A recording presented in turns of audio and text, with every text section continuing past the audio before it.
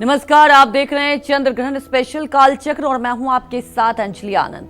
और मेरे साथ हैं प्रश्न कुंडली विशेषज्ञ पंडित सुरेश पांडे जी। बहुत बहुत स्वागत है पंडित जी आपका। धन्यवाद। पितृपक्ष के पहले दिन लगने जा रहा है पूर्ण चंद्र ग्रहण। इस ग्रहण के साए से क्या आप बच पाएंगे?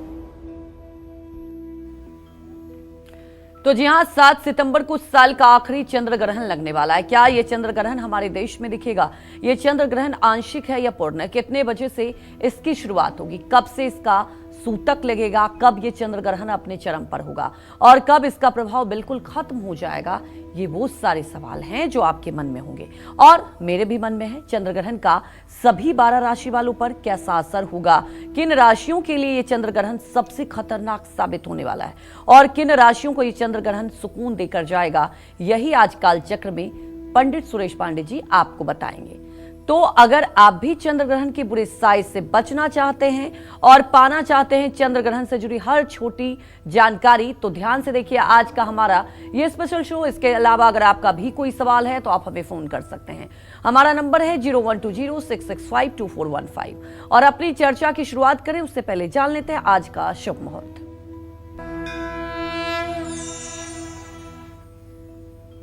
आज 5 सितंबर 2025 दिन शुक्रवार है। आज भाद्रपद शुक्ल पक्ष की त्रयोदशी तिथि रात 3:12 तक, इसके बाद चतुर्दशी तिथि शुरू होगी। श्रवण नक्षत्र रात 11:38 तक, इसके बाद धनिष्ठा नक्षत्र शुरू होगा। शोभन योग दोपहर 1:53 तक, इसके बाद अतिगंड योग शुरू होगा। आज शुक्र प्रदोष व्रत है और आज रवि योग और सर्वार्थ सिद्ध योग बने हुए हैं। इसी क्रम में नित्य की तरह आज भी कुछ अशुभ मुहूर्त हैं। जैसे शुक्रवार है तो राहु काल रहेगा सुबह 10:30 बजे से दोपहर 12 बजे तक, गुलिक काल रहेगा सुबह 9:10 तक और यमगंड काल रहेगा दोपहर 3:29 से शाम 5:03 तक। इन अशुभ समयों में किसी नए कार्य का शुभारंभ और यात्रा के लिए प्रस्थान नहीं करना चाहिए। जय मां विंध्यवासिनी। तो चलिए अब जानते हैं पंडित जी से कि 7 सितंबर को लगने वाले साल के आखिरी चंद्र ग्रहण का समय क्या होगा, इसका सूतक काल क्या होगा, इसका समाप्ति काल क्या होगा। और सबसे पहले पंडित जी से ये समझते हैं। पंडित जी हमारे दर्शकों को ये बताएं आप। देखिए, ये साल का आखिरी चंद्र ग्रहण 7 सितंबर को लगने जा रहा है। ये ग्रहण भारत में दिखाई देगा। ये पूर्ण चंद्र ग्रहण है। Asia, Europe, Africa, Australia, New Zealand और प्रशांत महासागर में भी ये ग्रहण दिखाई देगा। ये पूर्ण चंद्र ग्रहण 3 घंटे 28 मिनट का है और 2 सेकेंड। ये भारत में दिखाई देगा। कितना? 3 घंटा 28 मिनट 2 सेकेंड। ग्रहण का स्पर्श काल 7 सितंबर 2025 को रात 9:58 पर होगा।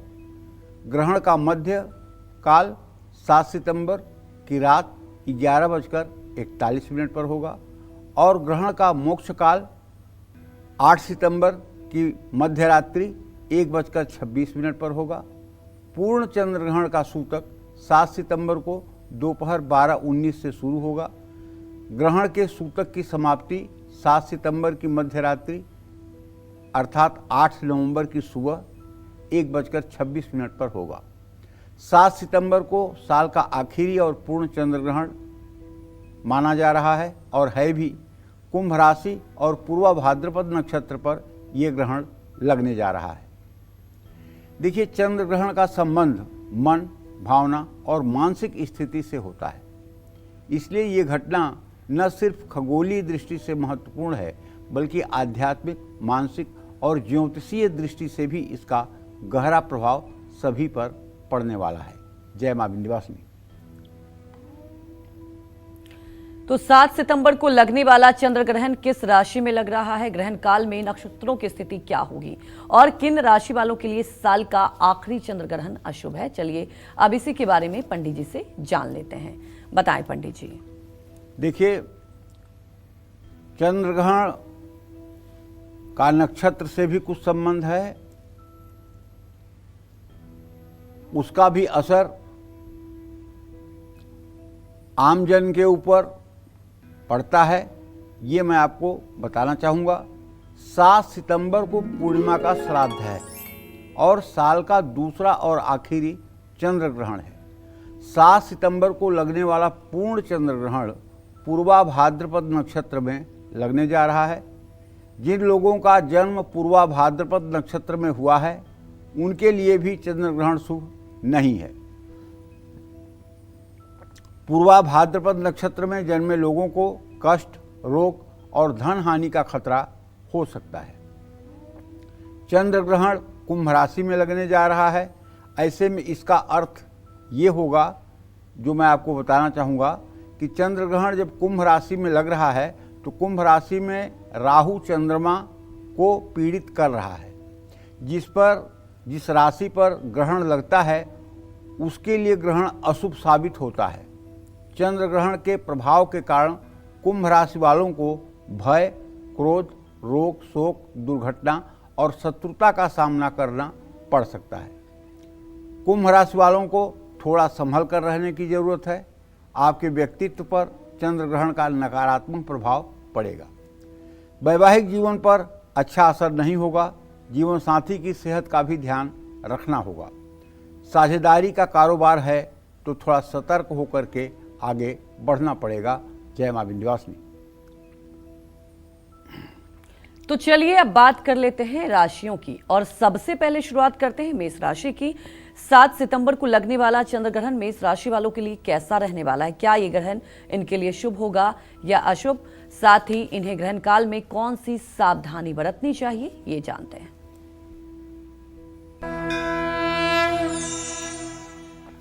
देखिए, अगर आपकी मेष राशि है, अगर आपकी जन्म राशि या प्रचलित नाम से आपकी राशि मेष राशि है, तो आपके जन्म कुंडली के 11वें भाव में ग्रहण लग रहा है। 11वां भाव लाभ का भाव कहलाता है। आपके लिए चंद्र ग्रहण शुभ है। आर्थिक लाभ, नौकरी में तरक्की, कारोबार में मुनाफा, परिवार में सुख शांति की पूरी संभावना रहेगी। आपकी मानसिक स्थिति में भी मजबूती आएगी। लेकिन दोस्तों और भाई बहन से तनाव मिल सकता है। दूसरों से कम उम्मीद रखें, संवाद स्पष्ट रखें, जल्दबाजी में पैसे के लेन देन से बचें, आत्मचिंतन करें और खुद के साथ थोड़ा समय व्यतीत करें। जय मां विंध्यवासिनी। तो आगे वृषभ राशि वाले के बारे में जानेंगे, लेकिन पंडित जी एक मेरे जहन में सवाल है, क्योंकि अक्सर हम लोग ये सुनते आए हैं सूर्य ग्रहण के बारे में कि आप नंगी आंखों से नहीं देख सकते, वो अच्छा प्रभाव नहीं होता। तो क्या चंद्र ग्रहण के लिए भी ज्योतिषी में यही कहा जाता है, क्या चंद्र ग्रहण को देख सकते हैं? क्योंकि एक देखिए क्यूरियोसिटी भी होती है, कई बार लोग देखना चाहते हैं ग्रहण को। तो क्या चंद्र ग्रहण की अगर बात हो तो उस ड्यूरेशन में देख सकते हैं? ग्रहण देखना अच्छी बात नहीं मानी जाती है जी। चाहे वो सूर्य ग्रहण हो चाहे वो चंद्र ग्रहण हो। अच्छा। ग्रहण को देखना शास्त्रों में निषिद्ध माना गया है।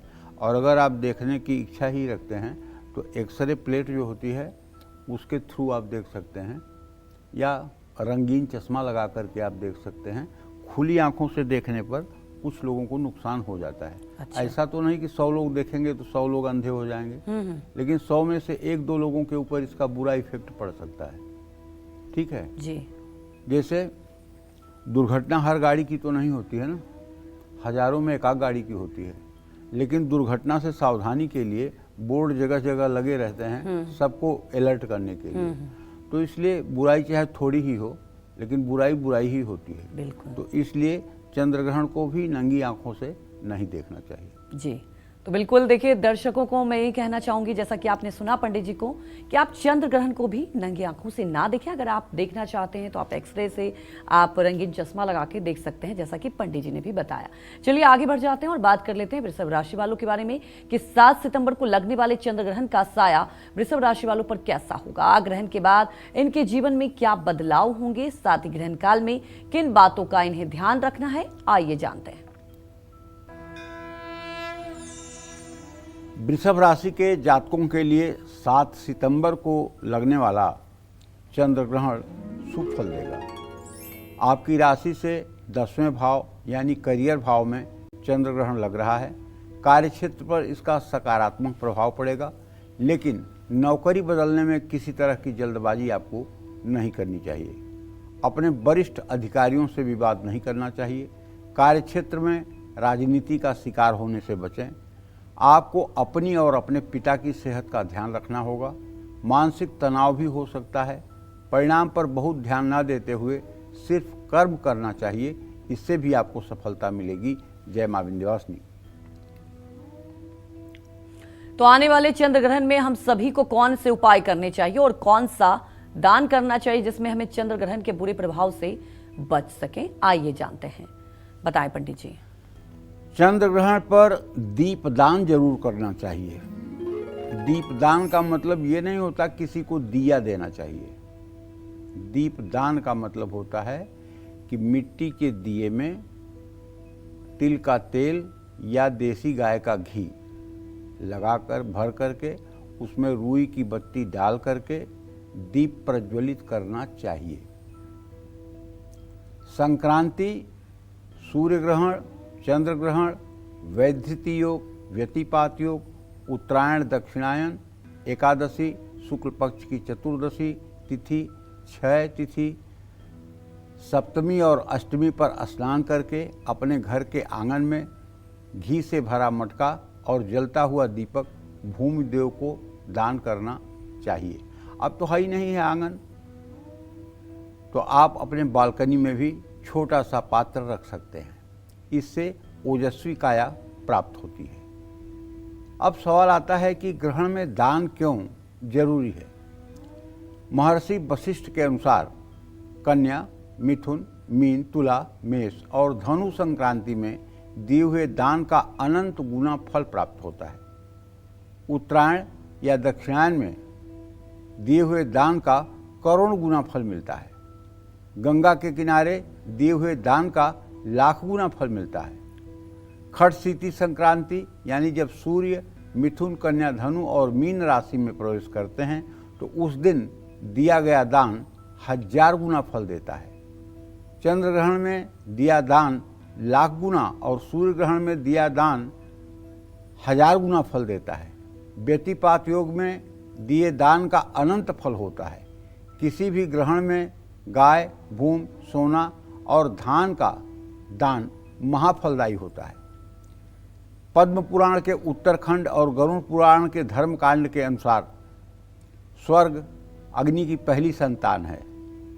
सोना अत्यंत पवित्र और तप का प्रतीक है। ग्रहण में सोना दान करने से सभी पाप समाप्त हो जाते हैं।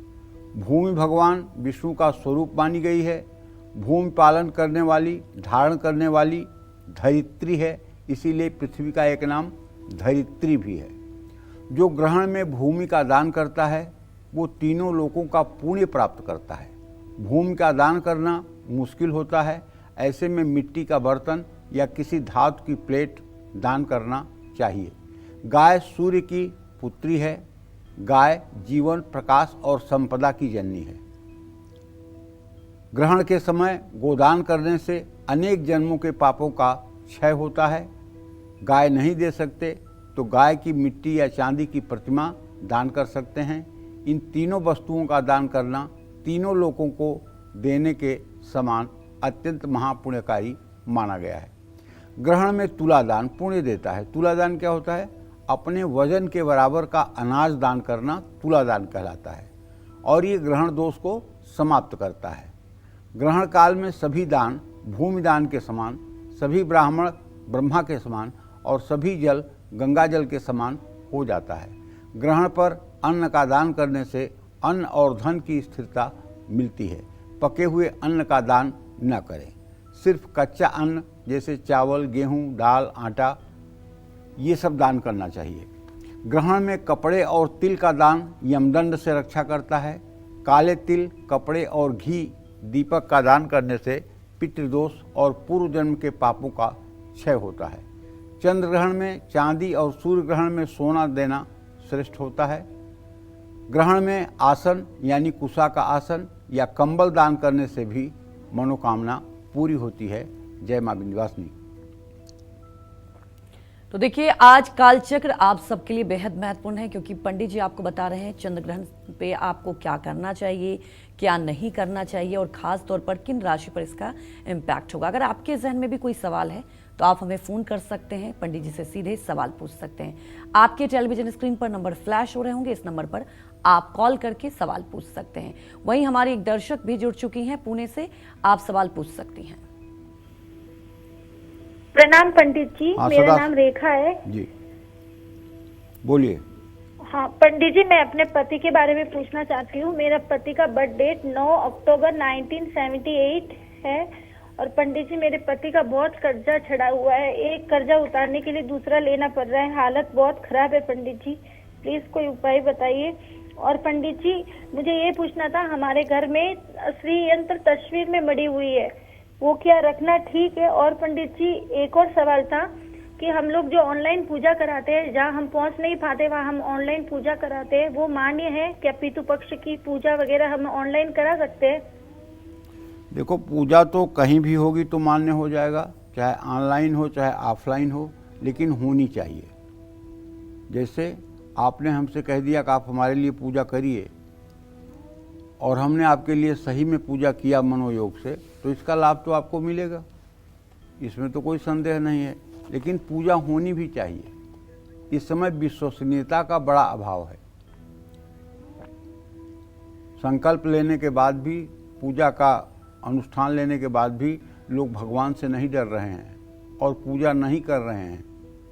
तो ये बात एक होती है, अगर कोई विश्वसनीय व्यक्ति पूजा करा रहा है तो निसंदेह उसका पूरा लाभ मिलेगा। रही बात रेखा आपके पति के कर्ज की, तो देखो बेटा, बताना चाहूँगा कि ये तो आपके हाथ में है, चुटकी में आप उनका कर्ज उतार सकती हैं। आप एक काम करिए, सुबह और शाम 7-7 बार ऋण मोचन मंगल स्त्रोत का पाठ करना शुरू करिए। और जो श्रीयंत्र आपका फ्रेम में मिढ़ा हुआ है उसको रहने दीजिए, उसको हटाने की जरूरत नहीं है। लेकिन एक चांदी, स्फटिक या पारे का श्रीयंत्र जो कम से कम 150 ग्राम का हो, इसे अपने घर ले आइए और उसे रोज पीतल की थाली में रख करके दूध से, जल से, दूध से, गन्ने के रस से, शहद से, घी से, दही से दक्षिणावर्ती शंख के द्वारा अभिषेक करिए और श्री सूक्तम के मंत्रों को बोलते रहिए। अगर आपको श्री सूक्तम का मंत्र नहीं याद है तो आप अपने मोबाइल के YouTube में जाकर के श्री सूक्तम टाइप कर दीजिए, तो वो फिर बजने लगेगा और उसी के आधार पर आप पूजा करिए। इसके बाद उस श्री यंत्र को अच्छे से धो करके एक चांदी की कटोरी में लाल कपड़ा बिछा करके और उस पर स्थापित कर दीजिए। श्री यंत्र के ऊपर एक कलावा लपेट दीजिए, थोड़ा सा हल्दी और चावल डाल दीजिए, रोली, सिंदूर और अबीर गुलाल डाल दीजिए और लाल पुष्प, लाल फूलों से उन्हें सजा दीजिए। चंदन हो सके तो लगा दीजिए। इसके बाद धूप जलाइए, दिया जला के दिखाइए और उसके बाद हाथ धो लीजिए। हाथ धोने के बाद एक थाली में सुंदर व्यंजन भगवती के लिए, या अगर कुछ नहीं है तो काजू, किशमिश, मिश्री, ये एक पीतल की प्लेट में रख करके भगवती को निवेदन करिए प्रसाद के लिए। और उसके बाद एक बगल में छोटी सी चांदी की गिलास में भगवती के लिए, महालक्ष्मी के लिए पानी रख दीजिए।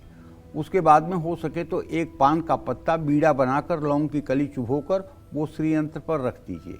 उसके बाद 5 दिए वाली बत्ती से या एक ही दिए वाली बत्ती से उनकी आरती कर लीजिए और श्री सूक्तम के 16 मंत्रों का 16 बार सुबह, 16 बार शाम पाठ करिए। ये उपाय आप करिए, 18 महीने के अंदर आपके पति के ऊपर से सारा कर्जा उतर जाएगा और आप एक सम्मानपूर्वक जीवन जीने लायक हो जाओगे। मैं तो यही मानता हूँ, मैं अपनी ज़िंदगी का अनुभव बता रहा हूँ रेखा, वैसे कि अभी हिंदुस्तान में 90% लोग ऐसे हैं जो पूजा पाठ, धर्म, कर्म की विधा से वंचित हैं, जिन्हें सही मार्गदर्शन नहीं मिल पा रहा है और तमाम नाना प्रकार के दोषों को भुगत रहे हैं, नाना प्रकार की परेशानियों को, नाना प्रकार के कष्टों को झेल रहे हैं।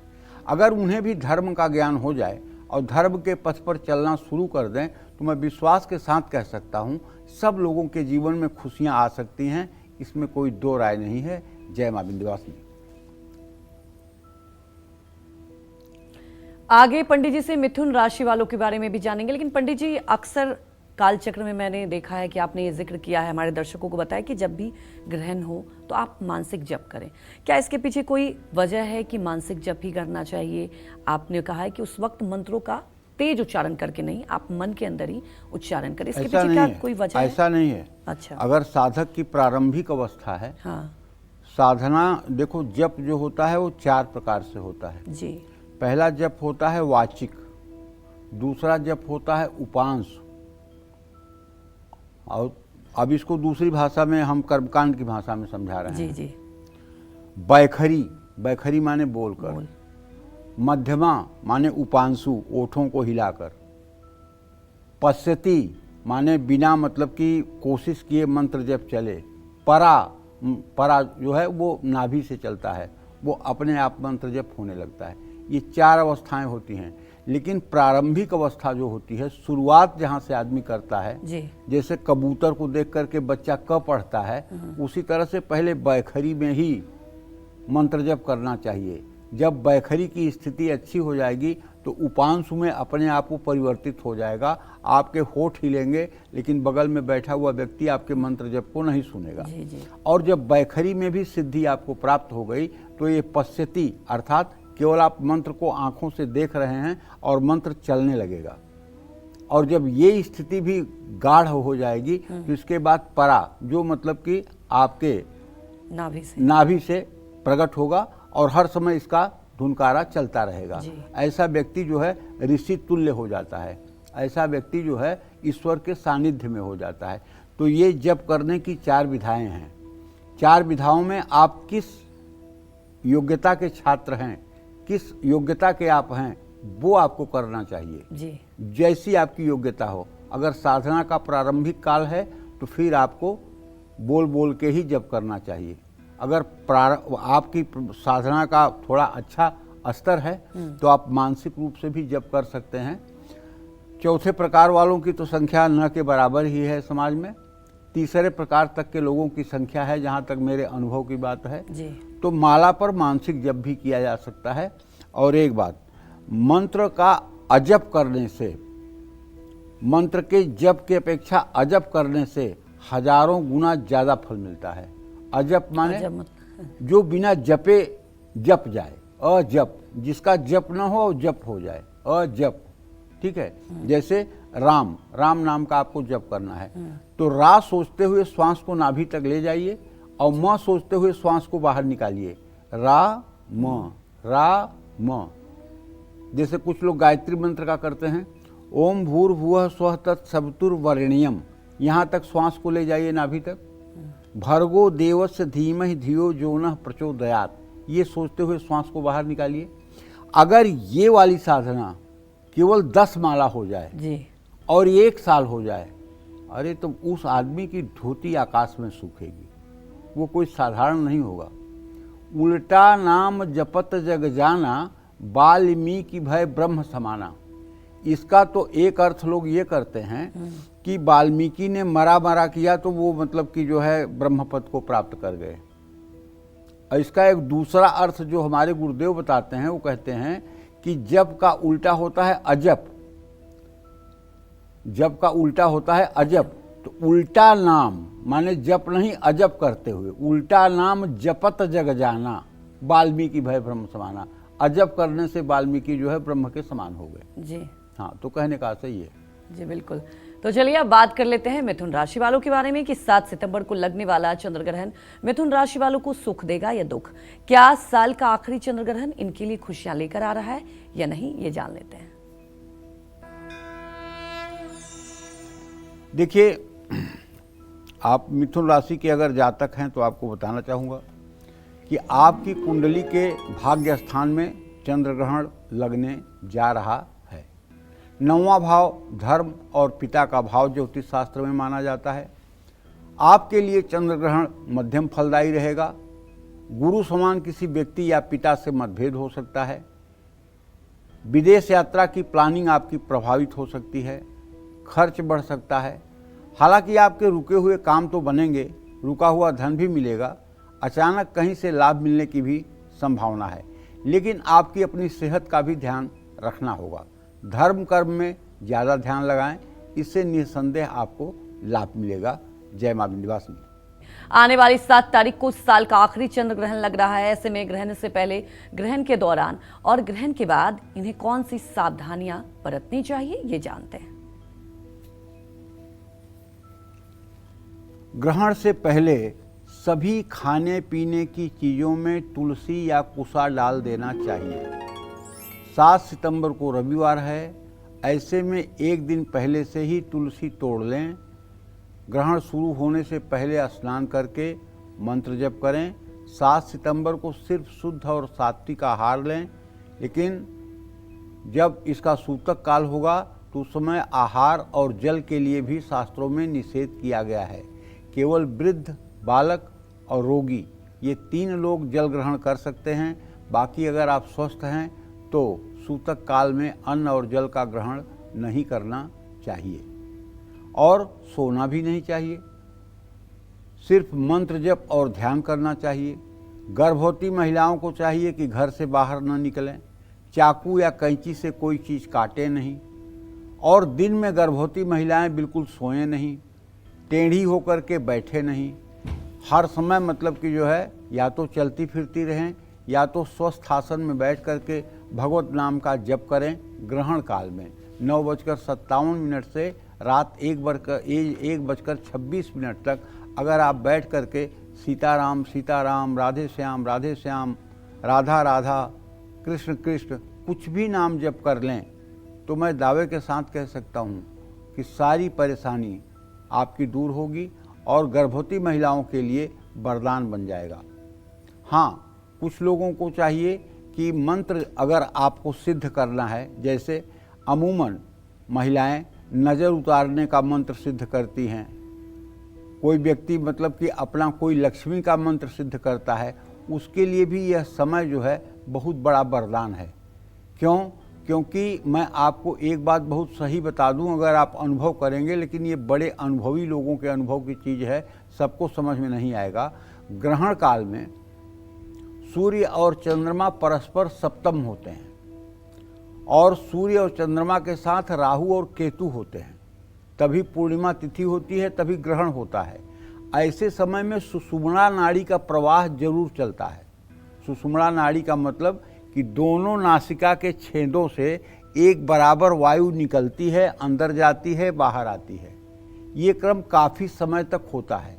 सामान्य दिनों में 4 मिनट का होता है, लेकिन ग्रहण काल में ये थोड़ा ज़्यादा समय का होता है। तो उस समय जब आप ध्यान में रहेंगे तो आप समाधि की अवस्था में चले जाएंगे। आपको लगेगा कि आप होते हुए भी नहीं हैं, आप जैसे खिंच गए हैं। बड़े सुख की अनुभूति होगी, बड़ी शांति की अनुभूति होगी। ये सुषुम्ना नाड़ी का प्रभाव है। इसीलिए ग्रहण में किसी भी मंत्र को सिद्ध करने का शास्त्रों में विधान कहा गया है।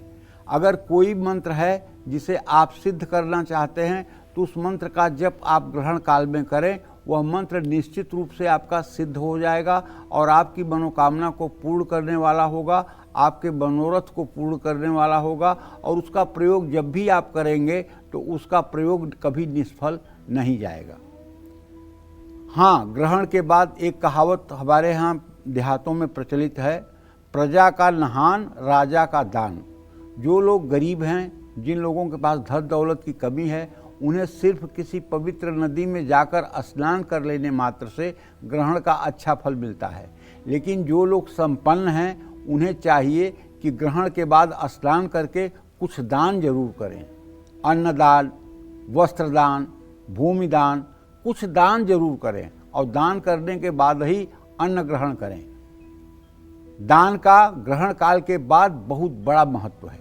जो लोग दान कर सकते हैं उन्हें दान जरूर करना चाहिए। कुछ लोग कहते हैं कि सूतक के समय में हवन नहीं करना चाहिए, तो मैं आपको बताता हूँ, न सूतकादि दोषो अस्ति ग्रहे होम जपादिषु, यानी दान जप और होम के लिए ग्रहण में सूतक बाध्य नहीं है। इस बात को ध्यान में रखना चाहिए। जय मां विंध्यवासिनी। पंडित जी, अभी आप प्रिकॉशन के बारे में बता रहे थे, लेकिन ये बहुत कंसर्न रहता है, सोशल मीडिया पर भी खूब सवाल आ रहे हैं हमारे इस कालचक्र के दर्शकों का भी। गर्भवती जो महिलाएं हैं, आपने बताया कि वो ना निकलें उन पर नहीं साया पड़ना चाहिए, और क्या कुछ प्रिकॉशन वो कर सकती हैं? प्रिकॉशन में बस यही रखें जी। कि थोड़ा सा गाय का गोबर, भारत में भाग्यशाली हैं, गाय का गोबर मिल जाएगा। एक दिन एक कनाडा से फोन आया था, तो एक लड़की पूछ रही थी कि मैं गर्भवती हूँ और 7 तारीख को ग्रहण लग रहा है, तो मैं क्या करूँ। तो मैंने हिंदुस्तानी अंदाज में बता दिया कि गाय का गोबर लेकर के अपने पेट के चारों तरफ 7 बार घुमा करके क्लॉकवाइज, और उस गोबर को कहीं शुद्ध स्थान पर रख दो। तो उसने कहा यहाँ कहाँ गाय का गोबर मिलने वाला है, कहाँ कहाँ भटकूंगी। तो हमने कहा अच्छा नहीं मिलने वाला है, नहीं। तो हमने कहा ठीक है। तो एक मतलब कि 5 रुपए 10 रुपए का कोई सिक्का लेकर के, अच्छा। और उसको अपने पेट के चारों तरफ 7 बार घुमा करके और उसको कहीं रख दो। जब ग्रहण समाप्त हो जाए तो उस सिक्के को किसी जरूरतमंद को दान कर दो। तो हिंदुस्तान में तो गौ माता साक्षात हैं, धरती स्वरूपा, और हम बड़े भाग्यशाली हैं कि यहाँ गाय का गोबर, गाय का मूत्र बड़े आसानी से मिल जाता है। तो गर्भवती महिलाओं को चाहिए कि थोड़ा सा गाय का गोबर ले आकर के, और उसके गाय के गोबर की एक गोली बना करके, और इन 4 उंगलियों से पकड़ करके, तर्जनी को छोड़ के 4 उंगलियों से पकड़ कर छोड़ करके, और मतलब कि नाभि के चारों तरफ क्लॉकवाइज जो है 7 बार घुमा करके वो गोबर को कहीं शुद्ध स्थान पर रख दें जी। और उसके बाद में ग्रहण काल में न सोएं, ना कैंची से कोई चीज़ काटें, ना कुछ खाएं, ना कुछ पिएं, स्वस्थ रहने की कोशिश करें और जागृत अवस्था में रहें। तो ये गर्भवती महिलाओं के लिए रामबाण उपाय है, इससे कभी कोई किसी प्रकार का अनिष्ट नहीं होगा। जी, तो बिल्कुल देखिए पंडित जी ने गर्भवती महिलाओं के लिए खास उपाय बताए हैं, तो आप उसे फॉलो कर सकते हैं। और खास तौर पर देखिए आज कालचक्र आप सबके लिए बेहद महत्वपूर्ण है, और आप लगातार हमारे साथ बने रहिए, आगे भी चर्चा करेंगे। हमारे दर्शक प्रिंस हमारे साथ जुड़ चुके हैं, आप सवाल पूछ सकते हैं पंडित जी से। नमस्कार पंडित जी। हाँ, सदा सुखी रहिए। पंडित जी, हमें अपने वैवाहिक जीवन के बारे में पूछना है, जिसमें लड़की का नाम वर्षा है, उसकी डेट ऑफ बर्थ है 16 सितंबर 1998, और मेरा नाम प्रिंस कुमार है, मेरी डेट ऑफ बर्थ है 20 जुलाई 1997। तो हमारा वैवाहिक जीवन कैसा रहेगा, और अप्रैल माह में हम कौन सी तारीख को विवाह कर सकते हैं, हमें ये जानना है। देखिए, वैवाहिक जीवन आपका बहुत अच्छा रहेगा। ये विवाह लगभग आपका प्रेम विवाह जैसा दिखाई दे रहा है। इस वैवाहिक जीवन का फल बहुत अच्छा है, इसमें कोई दो राय नहीं है। रही बात मुहूर्त की, तो मुहूर्त इतना आसान नहीं होता है। मुहूर्त में लड़की और लड़के दोनों की कुंडली देख करके उसका घात चक्र देखा जाता है, घात महीना, घात तिथि, घात नक्षत्र देखा जाता है। उन घात तिथि वार नक्षत्रों को छोड़ करके तब मतलब कि मुहूर्त निकाला जाता है। इसके लिए आप किसी स्थानीय पंडित से संपर्क करिएगा। ये प्रश्न कुंडली का कार्यक्रम है, न मेरे पास यहाँ पंचांग होता है और न डिटेल है आपकी, तो इसलिए इस विषय में मैं कुछ आपसे कह करके गलत नहीं बोलना चाहता हूँ।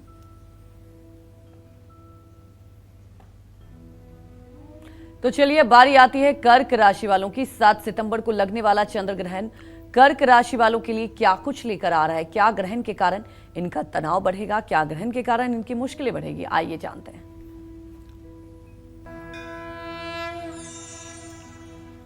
कर्क राशि के जातकों को बताना चाहूँगा कि आपकी राशि से 8वें भाव में ग्रहण लग रहा है। आपके लिए ग्रहण मिला जुला रहने वाला है। अचानक लाभ या हानि की स्थिति बन सकती है। फंसा हुआ धन वापस मिल सकता है। कारोबार में तेजी आ सकती है। मंदी मुनाफे में बदलने का योग है, लेकिन कुछ बातों में आपको सावधान रहना होगा। विरोधियों से सतर्क रहें, खर्च संभालें, परिवार का ध्यान रखें, अपनी वाणी पर संयम रखें। दुर्घटना या कानूनी मामलों में कष्ट के योग हैं। आपको पूरे ग्रहण काल में सीताराम नाम का जप करना चाहिए। पूरे ग्रहण काल में जब से ग्रहण शुरू हो जब तक ग्रहण का अंत हो, तुलसी की माला पर सीताराम सीताराम सीताराम सीताराम सीताराम का जप करें। ये जप निसंदेह आपको करोड़ों विपत्तियों से आपकी रक्षा करेगा और आपके दुर्भाग्य को सौभाग्य में बदल देगा। आप इसको करके देखिए। जय मां विंध्यवासिनी। तो चलिए बात करते हैं सिंह राशि वालों की। 7 सितंबर को लगने वाला चंद्र ग्रहण इनके ऊपर कैसा असर डालेगा, ग्रहण के बाद इनके जीवन में क्या बदलाव होंगे, आइए जानते हैं। देखिए, सिंह राशि के जातकों को बताना चाहूँगा कि आपके राशि से 7वें भाव में चंद्र ग्रहण लगने जा रहा है। आपके लिए ग्रहण शुभ नहीं है। इससे क्या होगा? सप्तम भाव पत्नी का स्थान, पति का स्थान होता है। वैवाहिक जीवन में मुश्किलें खड़ी हो सकती हैं। जीवन साथी या जीवन संगिनी की सेहत खराब हो सकती है। आपको अपने और अपनी जीवन संगिनी या जीवन साथी का विशेष ध्यान रखना होगा। अविवाहितों के रिश्ता जुड़ने में और समय लग सकता है, विलंब हो सकता है। साझेदारी के कारोबार में भी सावधानी बरतने की जरूरत है। अपने क्रोध पर आपको नियंत्रण रखना होगा। कोई भी फैसला आपको समझदारी से लेना होगा और आप ग्रहण काल में उचित होगा कि पूरे ग्रहण काल में आप ओम ब्रह्मा मुरारिस त्रिपुरांतकारी भानु शशि भूमि सुतो बुधस्य गुरुश्च शुक्र शनि राहु के तवः सर्वे ग्रहा शांतिकरा भवन्तु, इस मंत्र का कम से कम 1 माला जप जरूर कर लें। इससे नवग्रह की शांति हो जाएगी और आपके जीवन में खुशियां आएंगी। जय मां विंध्यवासिनी। तो चलिए बात कर लेते हैं कन्या राशि वालों की। आने वाले 7 तारीख को लगने वाला चंद्र ग्रहण कन्या राशि वालों को सुख देगा या दुख? क्या साल का आखिरी चंद्र ग्रहण इनके लिए खुशियां लेकर आ रहा है? आइए जानते हैं। आपकी राशि से छठे भाव में चंद्र ग्रहण लगेगा। आपके लिए चंद्र ग्रहण शुभ रहने वाला है। आपकी सेहत में सुधार आएगा। शत्रु परेशान नहीं कर पाएंगे। कार्य क्षेत्र में सफलता मिलेगी। लेकिन कुछ लोग ऑफिस पॉलिटिक्स का शिकार हो सकते हैं। आपके किसी फैसले का विरोध कार्य क्षेत्र में हो सकता है। अपनी सेहत का ध्यान रखिए। अनिद्रा और तनाव आपको परेशान कर सकता है। अपनी वाणी पर भी आपको संयम रखना होगा। और यदि आपकी कन्या राशि है तो आपको पूरी रात ग्रहण समय में, ग्रहण के काल में ओम गंग गणपतये नमः गणेश जी के इस मंत्र को जप करके इसकी सिद्धि कर लेना चाहिए। उसके बाद गणेश जी का ये मंत्र जब आप रोज 10 माला जप करेंगे तो आपके चारों दिशाओं में सफलता आपके कदमों में होगी। जय मां विंध्यवासिनी। तो बारी आती है तुला राशि वालों की। तुला राशि वाले लोगों को 7 सितंबर को लगने वाले चंद्र ग्रहण से कितना सावधान रहना चाहिए? क्या ये ग्रहण इनकी खुशियों पर ग्रहण लगाएगा या फिर इनकी तरक्की के रास्ते खोल देगा? आइए जानते हैं। चलिए तुला राशि के जातकों को बताना चाहूँगा कि आपकी कुंडली में 5वें भाव पर ग्रहण लग रहा है, जो संतान और विद्या उपासना का भाव होता है। 5वां भाव संतान का भाव है। संतान को लेकर के आप थोड़ा सा चिंतित हो सकते हैं। बाहरी दखल के कारण रिश्तों में दरार आ सकती है। विद्यार्थियों का पढ़ाई से मन उचाट होगा। इस समय गर्भधारण का प्रयास कतई न करें। वैसे मेरा सुझाव है सभी राशि के जातकों के लिए कि चतुर्दशी, अमावस्या और पूर्णिमा और परिवा, इन 4 तिथियों में गर्भाधान कभी नहीं करना चाहिए। इन 4 तिथियों में गर्भाधान करने से जो बच्चा पैदा होता है वो अधम योग में पैदा होता है।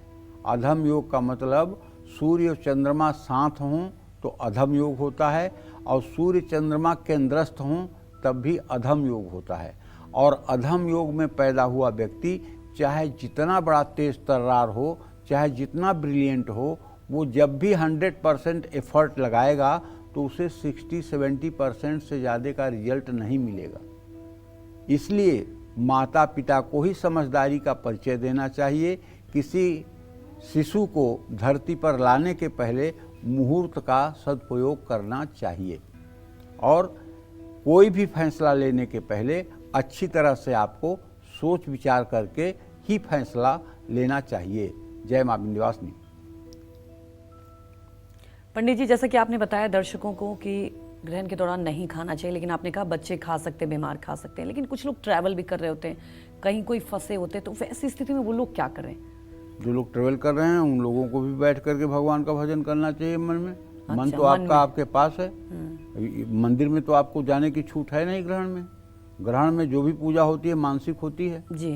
तो मानसिक पूजा करने के लिए आप ट्रेन की सीट पे बैठ करके अगर भगवान का स्मरण कर रहे हैं तो किसने आपको रोका? या आप मतलब कि अपने वाहन से जा रहे हैं उसमें बैठ करके आपने साधना की तो किसने आपको रोका? तो मतलब उसके लिए तो कोई दिक्कत ही परेशानी की बात ही नहीं है। हाँ, अब ट्रेन में यात्रा कर रहे हैं और खा भी रहे हैं, चीज़ें मंगा करके खा भी रहे हैं, तो ये तो फिर दोष है। क्योंकि ग्रहण काल में शरीर में जो भी वस्तु जाती है वो विषकारी हो जाती है, वो विष के समान हो जाती है। उससे शरीर के स्नायु तंत्र नकारात्मक हो जाते हैं, उससे मनुष्य की सोच जो है वो शिथिल हो जाती है और सोच जो है नकारात्मक हो जाती है। इसलिए ग्रहण काल में हमारे शास्त्रों में भोजन करने के लिए मना किया गया है, जल ग्रहण करने के लिए मना किया गया है। वैसे तो सूतक 12 घंटे का होता है। 12 घंटे का निर्वाह करना बहुत बड़ी बात होती है। दोपहर से ही 12:19 से रात 1:26 तक आप इसका निर्वाह करें, ये तो बड़ी कठिन बात होती है। ये तो भारत की महिलाएं ही कर सकती हैं, पुरुषों के बस की बात तो नहीं है, क्योंकि बहुत ही कम पुरुष होंगे जो इतना कठिन व्रत कर सकते हैं। महिलाएं तो हरतालिका तीज का 24 घंटे व्रत निराजल रह लेती हैं, करवा चौथ का निराजल व्रत कर लेती हैं। उनकी तो भैया आदत है, उनको भगवान ने दिया है शक्ति, वो कर सकती हैं। लेकिन पुरुषों के लिए तो मुझे नहीं लगता कि सबके लिए आसान है। हाँ, जो लोग एकादशी का व्रत करते होंगे, निर्जला एकादशी का व्रत पुरुष करते होंगे, वो कर सकते हैं, उनके लिए कठिन बात नहीं है। लेकिन आम लोगों के लिए आसान बात भी नहीं है, बहुत कठिन बात है। तो इस तरह से अगर पूरे सूतक काल में आप परहेज नहीं कर सकते हैं, तो कम से कम जब ग्रहण का स्पर्श हो, ग्रहण का जब तक मतलब मोक्ष न हो जाए, तब तक तो आपको इस नियम को फॉलो करना ही चाहिए। जी बिल्कुल।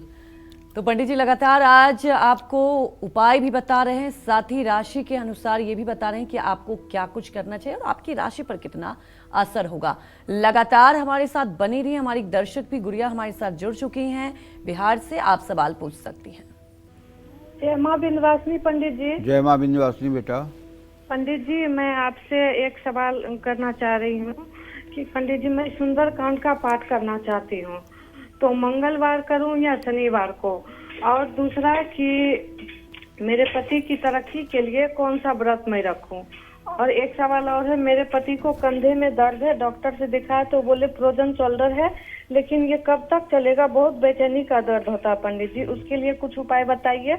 और व्यापार में कैसे तरक्की हो उसके लिए उपाय बताइए। देखो गुड़िया, ऐसा है कि जहाँ तक सुंदरकांड के पाठ का सवाल है, तो मैं तो कहूँगा कि अगर आप हर मंगलवार शनिवार को करना शुरू कर दें, मंगलवार को और शनिवार को, तो पूरे साल में 100 पाठ आपके अपने आप हो जाएंगे।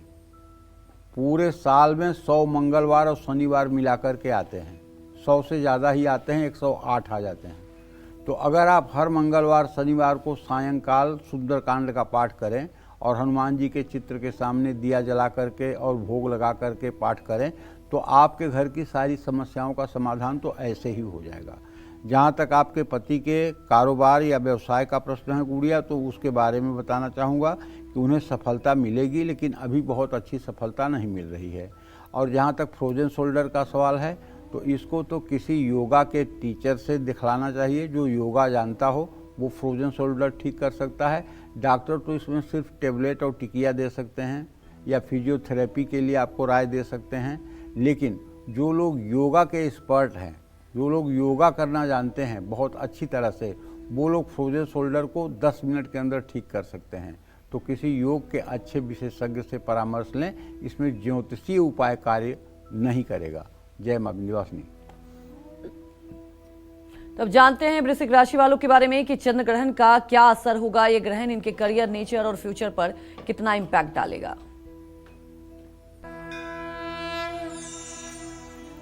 देखिए, आपके जन्म कुंडली के चौथे भाव में ये ग्रहण होने जा रहा है। अगर आपकी वृश्चिक राशि है तो चंद्र ग्रहण आपके लिए ठीक नहीं है। माता से मतभेद होगा, प्रॉपर्टी का विवाद बढ़ेगा, घर में अशांति रहेगी, मन में बेचैनी होगी और चिड़चिड़ापन बढ़ेगा। गाड़ी चलाते समय बहुत सावधान रहना होगा। सुख सुविधाओं में वृद्धि होगी। गाड़ी खरीदने का योग बन सकता है। धार्मिक यात्राओं का योग बन सकता है। लेकिन आपको अपनी माँ की सेहत का ध्यान रखना होगा। कार्यक्षेत्र में मेहनत से काम करेंगे तो सफलता मिलेगी। अगर आपको पैसे की समस्या है, धन दौलत की समस्या है, तो आप पूरे ग्रहण काल में ओम महालक्ष्मी च विद्महे विष्णु पत्नीम च धीमहि तन्नो लक्ष्मी प्रचोदयात्, इस मंत्र का जप कर लीजिए। यदि आपको शत्रु बाधा है तो ओम सर्वा बाधा प्रशमनम त्रैलोक्यस्याखिलेश्वरी एवमेव त्वया कार्यम अस्मद् वैर विनाशनम।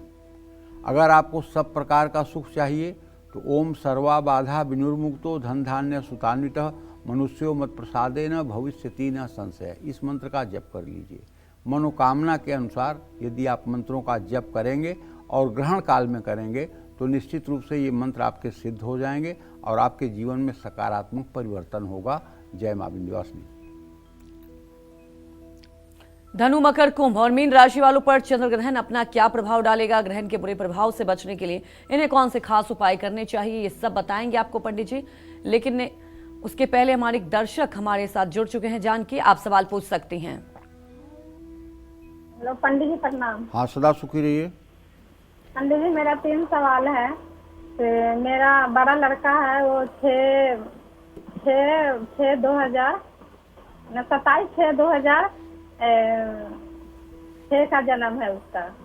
वो बोलता नहीं है और खाना चबाता भी नहीं है, ऐसे निकल जाता है। बहुत आशा लगा रहता है कि थोड़ा सुधार होगा या नहीं, वो बताइए। और दूसरा सवाल है पंडित जी की मेरी बेटी है, वो 27/2/2010 का जन्म है। वो अभी 11th में गई है, तो उसका भविष्य क्या चीज में है? कॉमर्स में है या साइंस में है? क्या चीज में आगे उसका पढ़ाई कैसा रहेगा? किस लाइन में उसका भविष्य है, वो बता दीजिए आप। देखिए, ऐसा है कि आपने अपने बेटे के बारे में जो प्रश्न किया है, तो जानकी जी मैं बताना चाहूँगा कि आपके पुत्र भाव का स्वामी शुक्र है और उससे रोग भाव का स्वामी बृहस्पति है। दोनों की द्वितीय द्वादश की स्थिति है। आपके पुत्र के जीवन में कोई उपाय बहुत परिवर्तन नहीं कर सकता, बहुत परिवर्तन की उम्मीद नहीं की जा सकती। बोलने की समस्या में भी कोई सुधार की संभावना नहीं दिखाई दे रही है। खान पान में भी कोई समस्या है, वो नहीं दिखाई दे रही है। हाँ, अगर आप कुछ अच्छा चाहें इनके लिए तो आप नियम बना लें, 1 वर्ष तक लगातार किसी शिवालय में जा कर के जल, दूध और बेलपत्र शिवलिंग पर चढ़ाएं, घी का दिया जलाएं। भोलेनाथ कुछ भी कर सकते हैं, वो सामर्थ्यवान हैं। अगर उन्होंने आपकी प्रार्थना सुन ली तो आपके बच्चे का कष्ट कम हो जाएगा। जहाँ तक आपने अपने बेटी के बारे में प्रश्न पूछा है, तो उसके बारे में बताना चाहूँगा कि उसके 10वें भाव में राहु बैठा हुआ है, सूर्य की दृष्टि है। तो ऐसे में अगर बेटी को अपने तकनीकी शिक्षा दो, इंजीनियरिंग की पढ़ाई करवाओ, तो शायद ये बहुत अच्छा कर पाएगी और सफलता मिलेगी। जय मां विंध्यवासिनी। तो चलिए बात कर लेते हैं अब धनु राशि वालों की। 7 सितंबर को लगने वाला चंद्र ग्रहण धनु राशि वालों के लिए शुभ है या अशुभ? क्या ग्रहण के बाद इनके करियर में उछाल आएगा या परेशानियां होगी? आइए जानते हैं।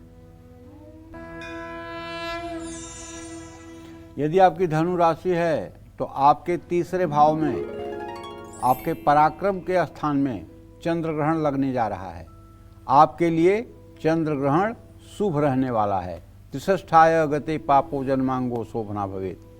तो आत्मविश्वास और पराक्रम आपका बढ़ेगा और निश्चित रूप से धन लाभ भी होगा। भाई बहन और दोस्तों का सहयोग मिलेगा। कम्युनिकेशन के क्षेत्र से जुड़े लोगों को लाभ मिलेगा। करियर में नए अवसर प्राप्त होंगे। लंबे समय से चली आ रही शारीरिक समस्याओं में कमी आएगी और पैतृक संपत्ति से जुड़े विवादों में कमी आएगी। नौकरी बदलने की सोच रहे हैं तो उसमें सफलता मिलेगी। आपको चाहिए कि अगर आप बेरोजगार हैं तो आपको ओम श्रीम श्रीय नमः इस मंत्र का जप करना चाहिए। अगर आप विद्यार्थी हैं तो ओम ऐं सरस्वत्यै नमः इस मंत्र का जप करना चाहिए। अगर आप व्यवसायी हैं तो ओम महालक्ष्म्यै नमः का जप करना चाहिए।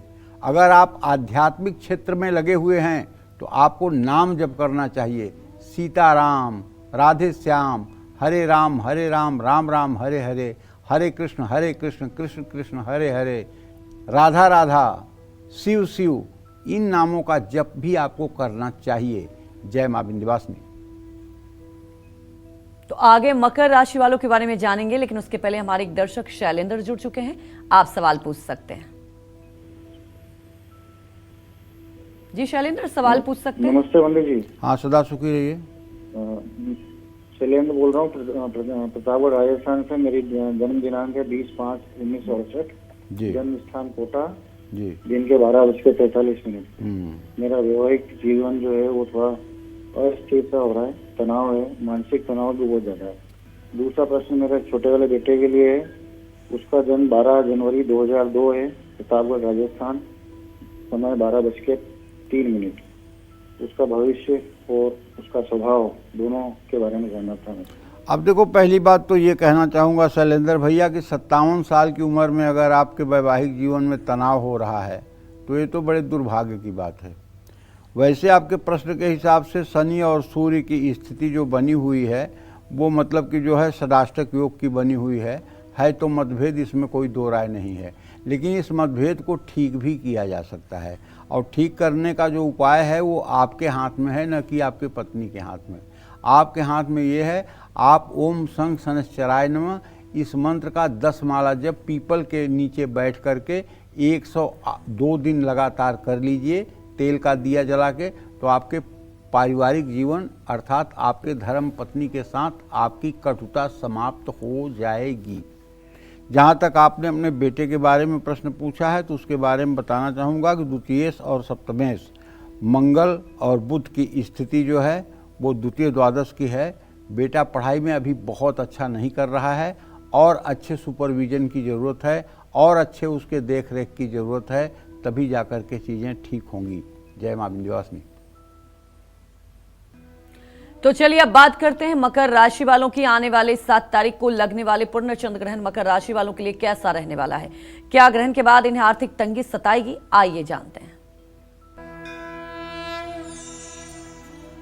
आपके दूसरे भाव में चंद्र ग्रहण लग रहा है। आपके लिए चंद्र ग्रहण बिल्कुल ठीक नहीं है। रिश्तों में तनाव आएगा, वाणी पर नियंत्रण रखिएगा, परिवार में कलह हो सकती है, आर्थिक मामलों में परेशानी का सामना करना पड़ सकता है, लेन देन में सावधानी बरतनी चाहिए, खान पान का ध्यान रखिए, करियर में नए अवसर मिल सकते हैं। यदि आप कर्ज भार से दबे हुए हैं तो आपको चाहिए कि आप ऋण मोचन मंगल स्त्रोत का पूरे ग्रहण काल में जप करें। मैं दावे के साथ कह सकता हूं कि अगले 1 साल के अंदर आप कर्ज से मुक्ति पा जाएंगे, इसमें कोई दो राय नहीं। जय मां विंध्यवासिनी। वहीं हमारे एक दर्शक जुड़ चुके हैं, शशि बिहार के किशनगंज से। आप सवाल पूछ सकते हैं। पंडित जी प्रणाम। हाँ, सुखी रहिए। पंडित जी, मेरा अपना एक प्रश्न है। मैं अभी जो कार्य कर रहा हूँ वो मेरे लिए सही है या आगे में जो इसके बारे में सोच रहा हूँ वो मेरे लिए सही रहेगा? दूसरा प्रश्न है मेरे बड़े बेटे के लिए। उसका जन्म तिथि है 9/9/2014 दिन मंगलवार, समय 11:10 AM। कृपया उसके भविष्य और उसके पढ़ाई के बारे में बताएं सर। पहली बात तो ये सुन लीजिए, जो आप सोच रहे हैं न वो आपके लिए उचित है, न जो आगे सोचेंगे वो आपके लिए उचित है। क्यों? क्योंकि सूर्य और मंगल का प्रत्यक्ष बहरा दृष्टि से योग हो रहा है। आप जो सोच रहे हैं उसके नुकसान और फायदे दोनों पहलुओं पर विचार नहीं कर रहे हैं, एक पहलू पर विचार कर रहे हैं। दोनों पहलू पर जब आप विचार करेंगे तो आपको पता चलेगा कि दोनों चीज़ें आपके लिए ठीक नहीं हैं। फिर तीसरे ऑप्शन पर विचार करिएगा। जहाँ तक बेटे के बारे में आपने प्रश्न किया है तो घबराने की बात नहीं है, सामान्य जीवन उसका रहेगा, बशर्ते उसको कहिए कि नित्य हनुमान चालीसा का पाठ किया करे। जय मां विंध्यवासिनी। चलिए अब बारी आती है कुंभ राशि वालों की। 7 सितंबर को लगने वाला चंद्र ग्रहण कुंभ राशि वालों के लिए क्या कुछ लेकर आ रहा है? क्या ग्रहण के कारण इनका तनाव बढ़ेगा? क्या ग्रहण के कारण इनकी मुश्किलें आएंगी? आइए जानते हैं।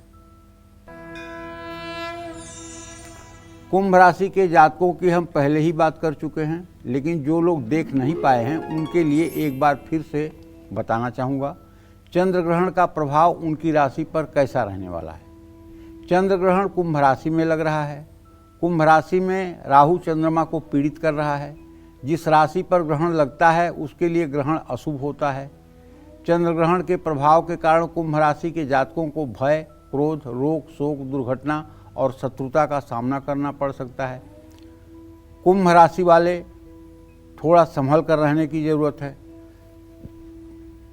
आपके व्यक्तित्व पर चंद्र ग्रहण का नकारात्मक प्रभाव पड़ेगा। वैवाहिक जीवन पर अच्छा असर नहीं होगा। जीवन साथी की सेहत का भी ध्यान रखना होगा। कारोबारी साझेदारी के काम में सतर्क रहें। एक मंत्र लेकिन आपको मैं बताता हूँ, और मेरा दावा है कि अगर इस मंत्र को आपने पूरे ग्रहण काल में कर दिया तो 1% भी ग्रहण का बुरा असर आपके ऊपर नहीं पड़ेगा। ये दुर्गा सप्तशती का मंत्र है।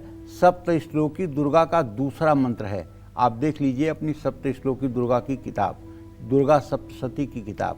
मंत्र है ओम दुर्गे स्मृता हरसि भीतिमसे सजंतौ स्वस्थ स्मृता मतिमती वसुभान ददासी दारिद्र दुख भय हारणिका तो धन्या सर्वोपकार करणाय सदार्थ चित्ता। बस इसी मंत्र का अनवरत 3 घंटे जप कर लीजिए, आपके जीवन से दुर्भाग्य सदा सर्वदा के लिए दूर हो जाएगा। जय मां विंध्यवासिनी। और चलिए अब बात कर लेते हैं मीन राशि वालों की। 7 सितंबर को लगने वाला चंद्र ग्रहण मीन राशि वालों को सुख देगा या दुख? क्या साल का आखिरी चंद्र ग्रहण इनके लिए खुशियां लेकर आ रहा है या नहीं? आइए जानते हैं।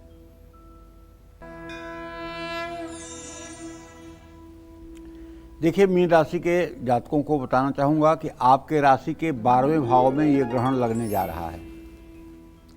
तो अगर व्यय भाव में ग्रहण लगेगा तो आपका खर्च बढ़ेगा, रिश्तों में टूटन आएगी, अलगाव की स्थिति बनेगी, सेहत का आपको ध्यान रखना होगा, विदेश से आपको लाभ मिलेगा, विदेश जाने में रुकावटें आ रही हैं तो वो भी दूर हो सकती हैं।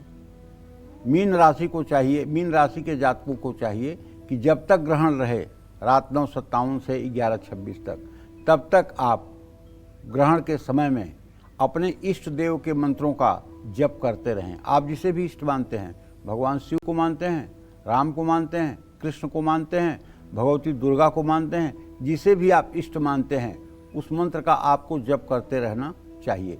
यदि आप गुरु मंत्र से दीक्षित हैं, यदि आपको कोई गुरु मंत्र मिला हुआ है और पूरे ग्रहण काल में यदि आप अपने गुरु मंत्र का जप करते हैं तो निस्संदेह आपका ये जन्म तो ठीक होगा ही, अगला जन्म भी ठीक होगा और ग्रहण का कोई दुष्प्रभाव आपके जीवन पर नहीं पड़ेगा।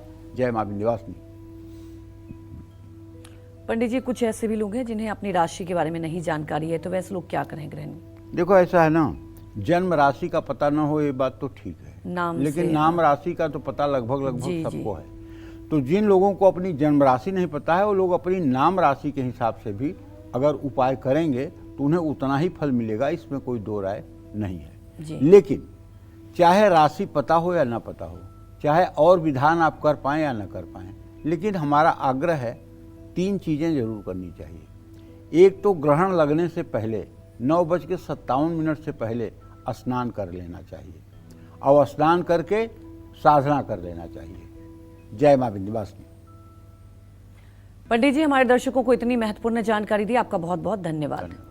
उम्मीद यही करते हैं कि आपको भी आज का हमारा विषय बहुत पसंद आया होगा।